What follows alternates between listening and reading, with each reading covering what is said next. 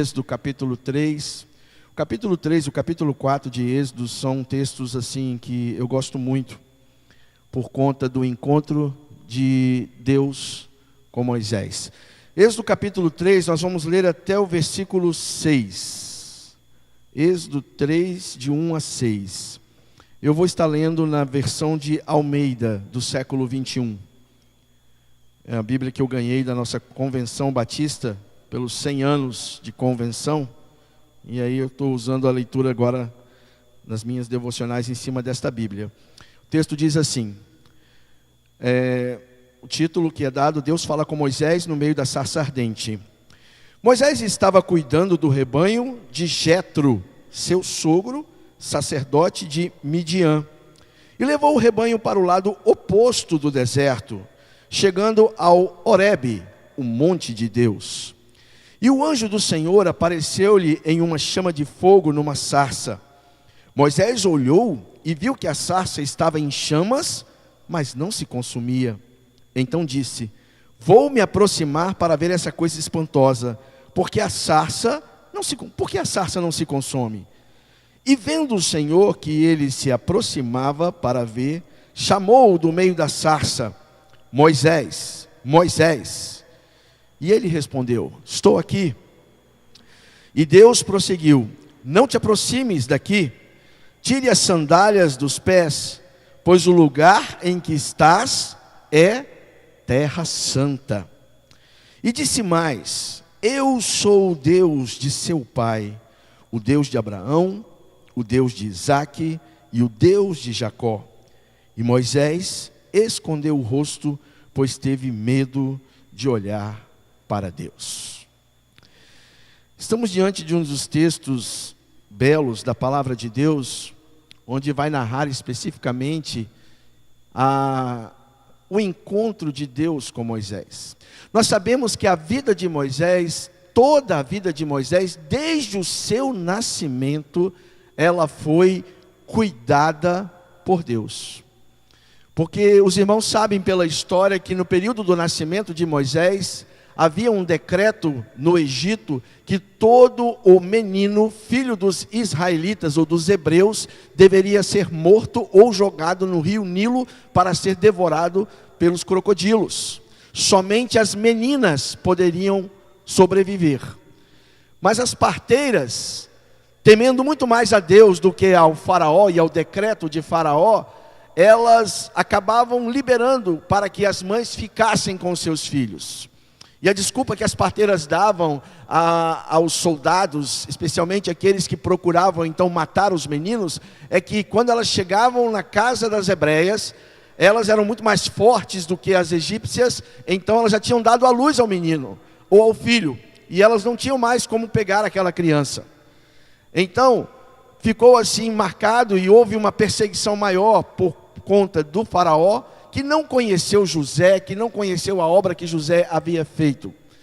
Depois de 3 meses então, a mãe de Moisés, vendo que não podia mais esconder o menino, ela pensou, o que eu vou fazer? Bom, vou colocar ele dentro de uma cestinha, vou lacrar bem essa cestinha, vou colocar no rio Nilo, e vou ver se alguém vai achar esse menino aí. E essa mulher fez isso, colocou Moisés dentro dessa cestinha, colocou no rio Nilo, e ela pediu a Miriam, a irmã de Moisés, para que pudesse acompanhar o menino de longe. E aquela menina então estava andando à margem do rio, acompanhando o mover daquela cestinha que estava sendo levada pela correnteza. No entanto, a filha de Faraó estava tomando banho no rio. O rio Nilo era o rio mais importante do Egito, e havia uma ideia do sagrado no rio Nilo, e então a filha do todo-poderoso faraó estava tomando banho naquele rio, e aí algumas das suas criadas veem aquela cestinha, e ela pega aquela cesta e vê que tinha um menino ali dentro, e os irmãos e irmãs sabem da história. Moisés foi levado então para o palácio de Faraó, para ser cuidado ali pela princesa, filha de Faraó, e a sua própria mãe sendo a sua babá.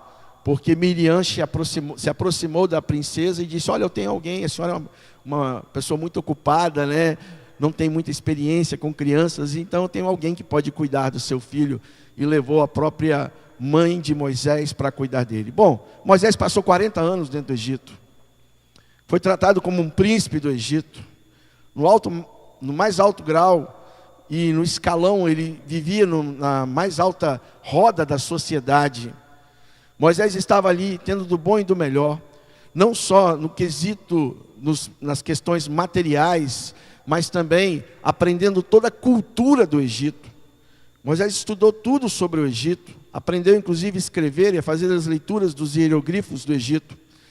Mas houve um momento na vida de Moisés em que ele, vendo um egípcio maltratando um hebreu, e ele ainda com aquela dúvida da sua identidade, ser ele um hebreu ou ser ele um egípcio, ele tomado pela ira, e talvez assim por uma paixão que já existia no seu coração pelo povo hebreu, Moisés então sai em defesa do hebreu que estava apanhando do Egito, e ele mata o egípcio. E ele mata e ele enterra aquele homem. Dias depois então, ele viu 2 hebreus brigando, e eles entenderam, e Moisés foi tentar apartar a briga, e eles falaram: olha, você vai fazer com a gente o que você fez com o egípcio? E aí então Moisés entendeu que eles já sabiam do que havia acontecido, e ele passou a ser perseguido, e Moisés fugiu. Foi para o deserto de Midian, e ali ele encontrou Zípora, filha de Jetro. E ele conheceu Zípora, defendeu essa mulher de pastores maus, que tentavam enganá-la, ludibriá-la. Zípora então leva Moisés para a casa de Jetro, Jetro recebe, e Moisés casa-se com Zípora. Agora Moisés passa 40 anos no deserto. E o nosso texto, o texto da palavra que nós lemos, diz que Moisés estava cuidando do rebanho de Jetro, seu sogro. Meus queridos irmãos, eu fico pensando, eu tento imaginar a vida de Moisés. 40 anos vivendo do bom e do melhor ali no Egito, agora 40 anos no deserto, e num determinado dia, está lá na montanha, cuidando das ovelhas do seu sogro. Eu acho que Moisés estava sentado numa pedra, pensando: o que eu vou fazer da minha vida? Não tenho nada. Vivi 40 anos no Egito, tinha tudo. Perdi tudo porque eu fui defender um hebreu, matei o cara, o egípcio, tive que fugir. Agora estou aqui cuidando das ovelhas do meu sogro. Não eram nem ovelhas dele, era do sogro dele.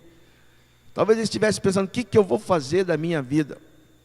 Um momento talvez de indecisão na vida de Moisés, um momento de desilusão na vida de Moisés, e ele estava ali pensando.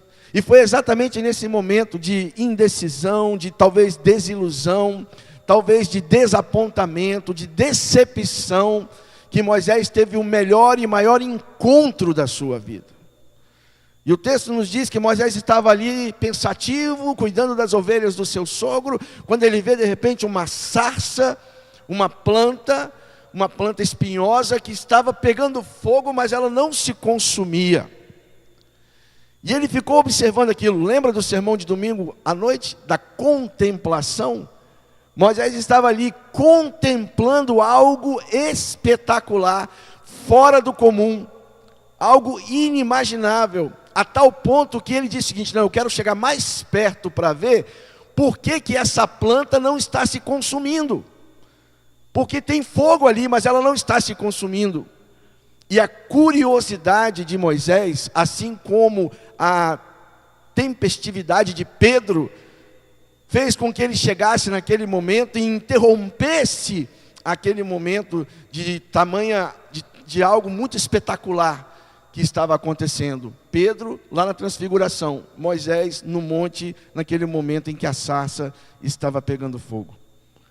A tal ponto de Deus falar com Moisés.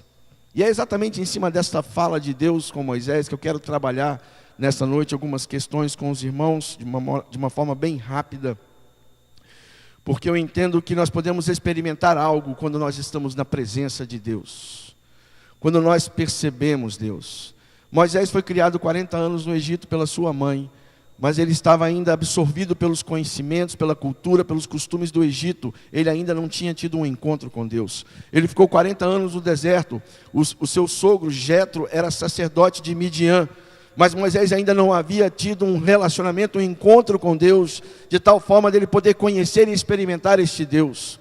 a tal ponto que agora, diante de algo muito espetacular, podemos dizer assim, diante de algo sobrenatural, porque aquilo não se explica racionalmente, Moisés então tem a oportunidade de ter um encontro com Deus. Ele ouve a voz de Deus.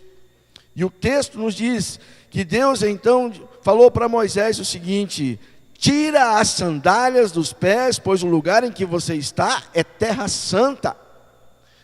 Deus coloca para Moisés algo muito diferente de tudo que ele já tinha ouvido ou aprendido, talvez no Egito ou com o seu sogro.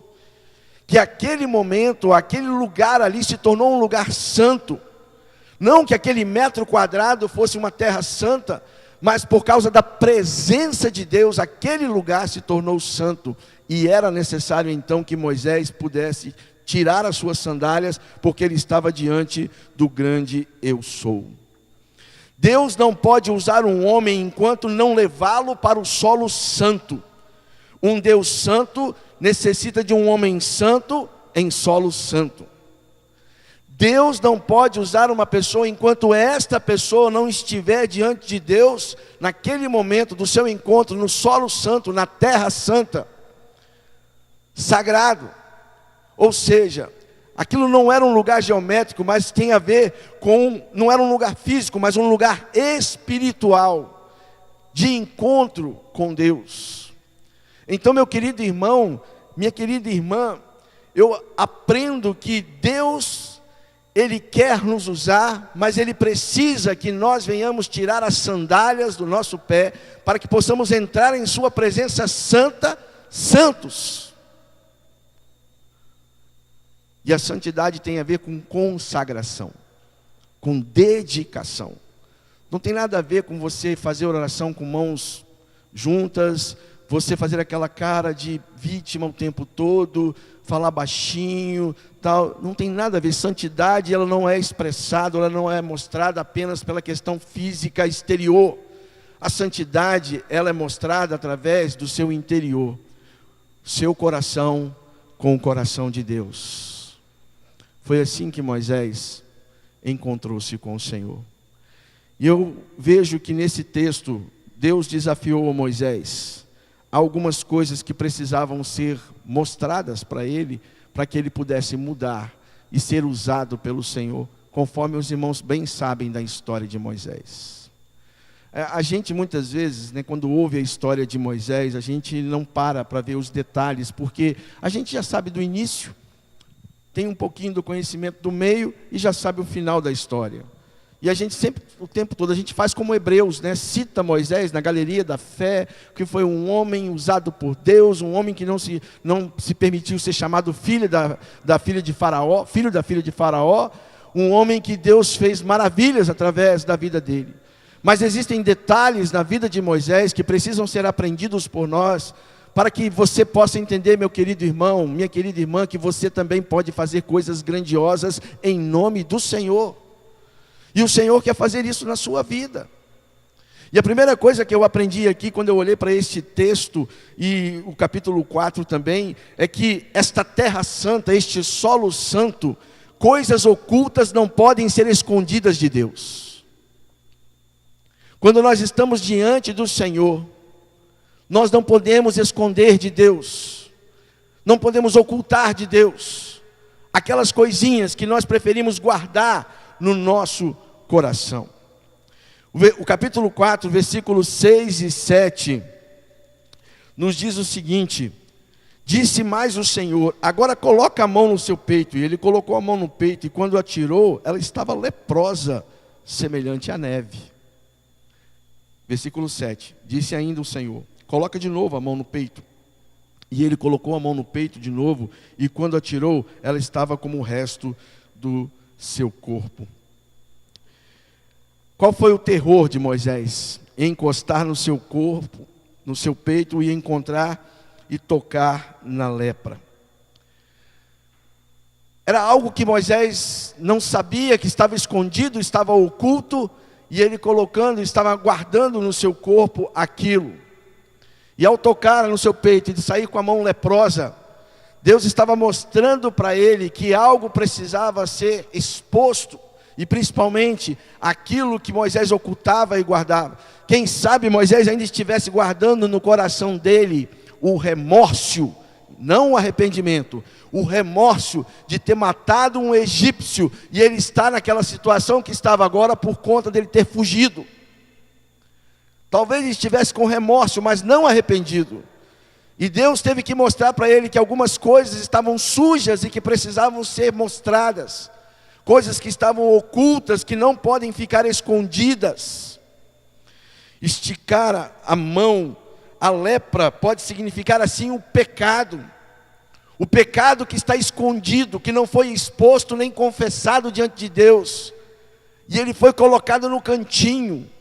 Nós tapamos, como dizem por aí, a gente joga para debaixo do tapete e cobre com o tapete, tentando esconder assim o nosso pecado do Senhor. Mas quando o homem chega diante de Deus, quando eu falo homem no sentido geral, não o sexo masculino, quando o homem chega diante de Deus, e ele está nesse momento de terra santa, experimentando algo especial, as coisas ocultas não podem ser escondidas de Deus.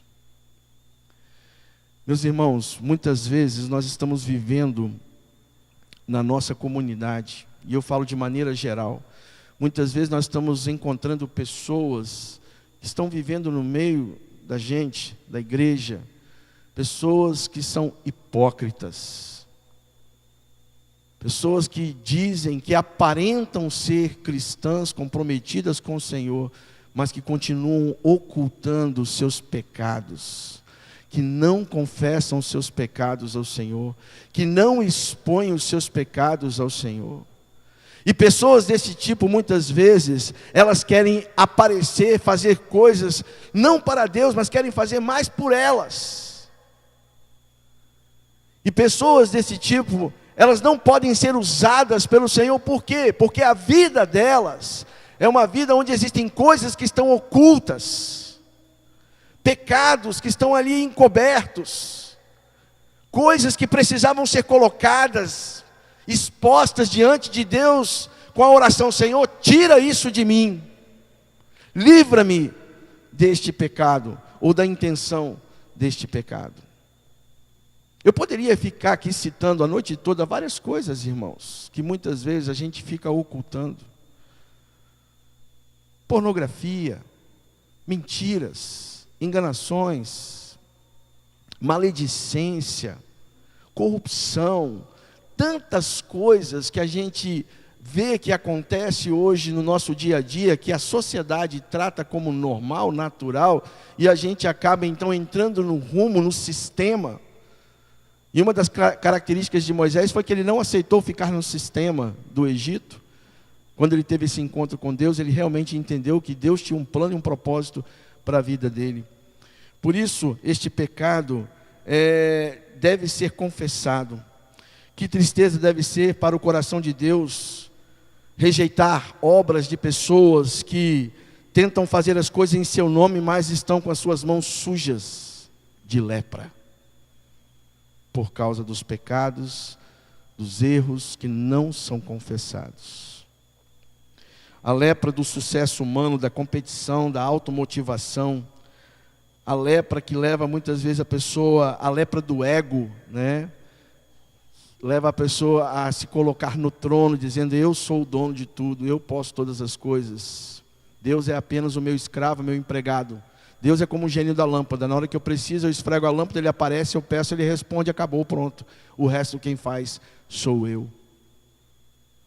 Quando Moisés então viu algo que ele não podia explicar, que nem toda a ciência do Egito podia explicar, porque ele havia estudado, então ele ouviu, ele não só viu, mas ele ouviu a voz de um Deus que disse: olha, tira suas sandálias, porque você está em lugar santo. Talvez, meu querido irmão, minha querida irmã, a gente precise tirar algumas coisas da nossa vida, para a gente poder entrar em santidade diante do nosso Senhor. Eu estou começando uma leitura de um livro que fala exatamente sobre isso, né, o retorno à santificação, a esta santidade, a uma vida de devoção, uma vida de dedicação ao Senhor. Nós estamos perdendo isso no meio das nossas igrejas, das nossas comunidades. Eu não sei, sinceramente, irmãos, eu não consigo entender por que as pessoas vêm à igreja. Porque eu fico tentando compreender por que a pessoa vem à igreja. Ela vem à igreja porque ela precisa apenas de uma bênção, então ela quer a bênção, mas ela não quer o Senhor da bênção. Ela vem à igreja porque o meu pai ou a minha mãe, eles são da igreja, e se eu não vier para a igreja, eles vão falar, e aí vai ficar aquela cobrança, então eu venho à igreja. Porque tem gente que muitas vezes vem à igreja, irmãos, e não consegue ficar sentado aqui 1 hora e meia, para participar de um culto, depois sair daqui e ir para a escola bíblica, e reclamam. Ficar 2 horas e meia na igreja, parece que é algo assim sacrificial demais para elas. Mas ficar 4 horas, 6 horas numa festa, numa rave, numa boate, é de boa. Ou ficar 6 horas numa praia, por exemplo, no domingo pela manhã, está de boa.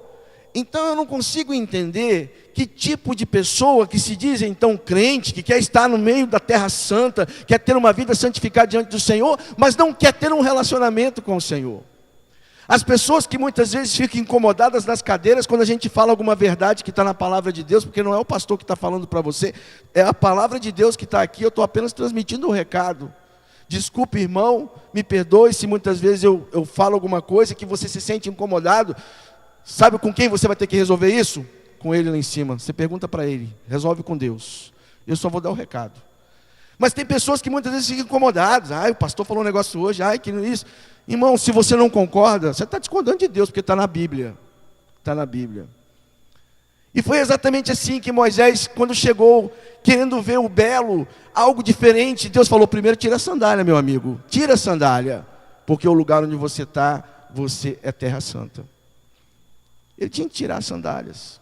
Ele tinha que se despir do seu velho homem, para poder estar na presença de Deus. Então nós estamos perdendo algumas coisas que são tão preciosas, que eu não chamo isso de tradicionalismo, mas eu chamo de tradições cristãs tão importantes, que é essa vida de santidade, essa devoção, essa busca ao Senhor, é levar Deus a sério, é entender que você está no meio de uma comunidade, você tem um compromisso com Deus e com aquela comunidade.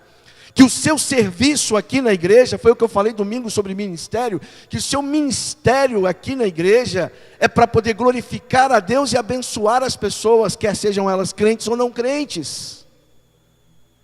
Mas para que isso possa acontecer, você tem que estar diante de Deus, em santidade, tirando as sandálias, que são as coisas que estão impedindo você de ter um relacionamento puro e sincero com o Senhor.